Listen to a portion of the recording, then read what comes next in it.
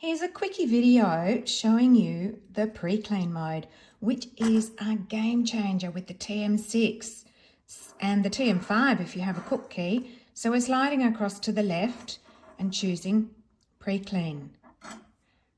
Now, if you don't have instructions here, and I don't because I've just crossed them out off, you will go to the little I here and here's your instructions. Now, I've chosen not to show it again because I've read them and I understand the instructions.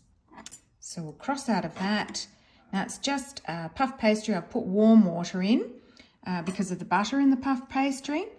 Now, I'm just going to turn the dial to choose dough. Now, if I suddenly decide I don't want dough, I think I need universal, go to the control button, the silver control button. That's your emergency stop for anything. If it's overflowing slightly or you're wanting to add something, this is your emergency stop button. You simply press it. So I'm going to dough and it is approximately 8 minutes. Before I do that, I just want to say it's always approximate. What happens is the blades detect how dirty the bowl is by the resistance that they have. So if the blades can't turn around, it means perhaps you've left something in there overnight or it's very dry, it's dried up. So it'll warm the water so that the blades can turn. Now, if you're doing fat or caramel or browning, it's going to get extremely hot.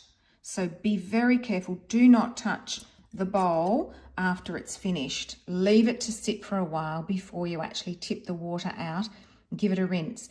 Now, another thing I always do too before I do a clean is I just clean around the very top of the bowl so that those bits are already off, and I might just do a little bit on the inside, but not much. You don't need to do a great big clean of the bowl before you do your pre-clean. It's amazing. All right, I hope that helps.